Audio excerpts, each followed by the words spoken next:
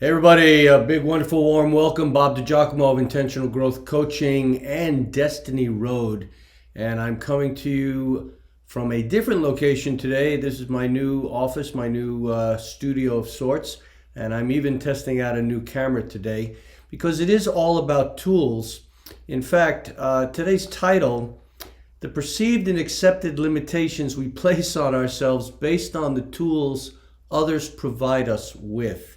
And I don't know how many of you may actually know what one of these is.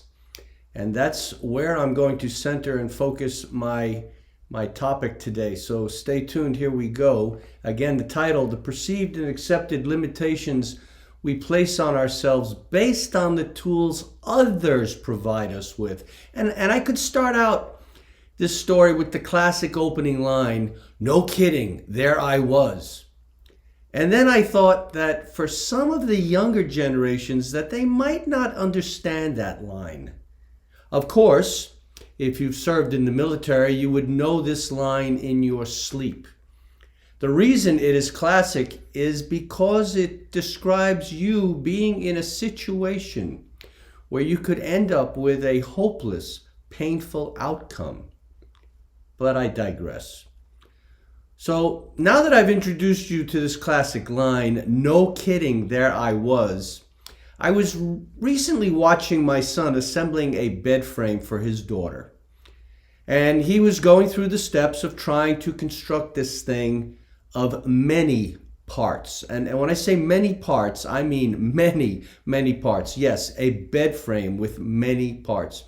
And the only tool that they provided for this adventure was the Allen key. That's that picture that I'm showing you right now, or the Allen wrench. They're both known the same way, Allen wrench, Allen key. Now, for those of you who don't know what that is, it's a tool. It's generally a piece of metal, either steel or aluminum, that can range in size from a couple of inches to quite a long size, and actually they get bigger as they grow. I hope that makes sense. They get bigger as they grow. Yes, they get bigger as they grow, and so does the actual tool part. Now, this is a bi-directional tool because it can either be used with the right angle part or it can be used with the straight edge part. Now, rather than being round or square-ended, it is a hex shape, hex. I don't want to use that word loosely because I certainly don't want to hex any of you, but using this tool clearly can seem like you've been hexed. It's designed to fit into specific screws or bolts. And thus the conventional means of using other tools such as a flat-bladed or a Phillips head screwdriver or even socket wrenches are out of the question. Now, not everyone has the aforementioned tools, and so I guess one should be lucky that when you buy these things that you're going to put together, that they give you this tool. You should be lucky that they gave you this tool. In fact, the old expression, to be thankful for the little things in life. And this is where the joy of construction ends, because these tools can be very, very little. Let me further add a couple of more "no kidding, there I was" statements. No kidding, there I was building a new computer desk. And no kidding, there I was putting together a new chair to use with my computer desk. And oh, one last one. No kidding, there I was putting together a new barbecue. You see, I think that the people who manufacture these things so that we can have the pleasures of owning these things must ultimately be laughing at us. They must be wanting us to really appreciate the completed items. But to use the infamous Allen key for these jobs is clearly on the list of some of the most painful experiences you will ever experience in modern life. The convorting and manipulating you will go through with this little thing, this little tool that causes pain both mentally and physically. And let's just say that if you haven't yet experienced what I'm describing, you will one day. And for those of you who have, I'm sure your memory right now is bringing back all those precious thoughts from the past as you vowed never, never again. Now, clearly by this time you're thinking, why go through this anguish? Well, there are some solutions that you can apply to this. First off, you could get someone else to build the doggone thing and come back when it's done. Or you could get a family member to build it and then give instructions from the side. Or you could just not buy any of these items and avoid the hassle. Or here's the best option. You could improvise, overcome, adapt, and get the proper tools to do the job, or even invent a new tool that will do the job. So all the while I was listening to my son as he was putting this thing together, asking both of myself, and he was also talking to himself, saying, don't they make tools to do this better? And my response was, yes, they have them in the hardware stores. Now, did he down the tools at that point and go to the hardware store to get the tools required? No. He plodded on as if it was a dragon that he was determined to slay.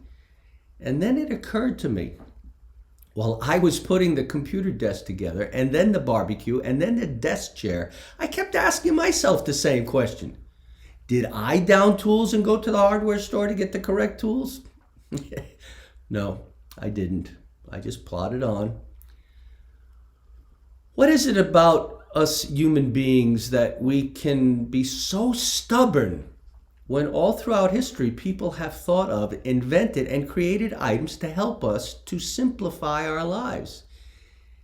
And as I look around my desk as I write this, I'm seeing all the cool tools that I have around me, and yet I didn't go to the hardware store to get the basic tool that I would need to put these things together, to slay the dragon, to conquer the dragons. Just me? How about you? So you're probably asking, what has this got to do with leadership, management, life? Well, just about everything.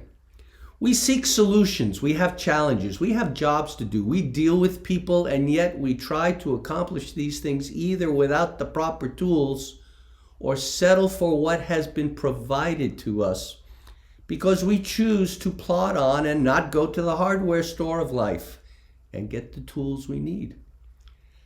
How important it is to do things with intention, and yet we can be so lazy in our attitudes.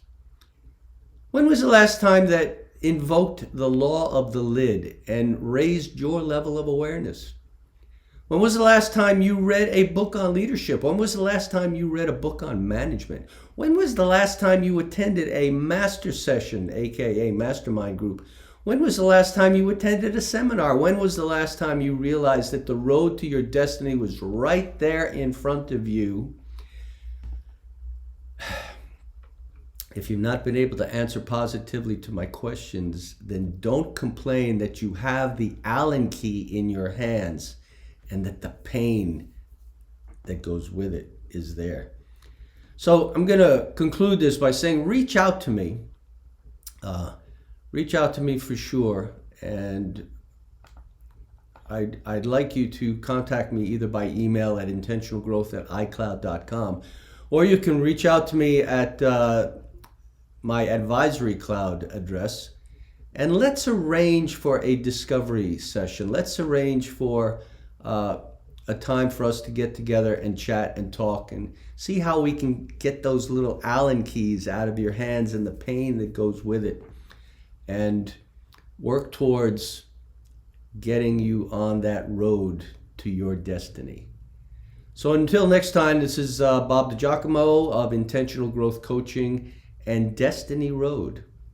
Destiny Road. The road to your destiny is right there in front of you.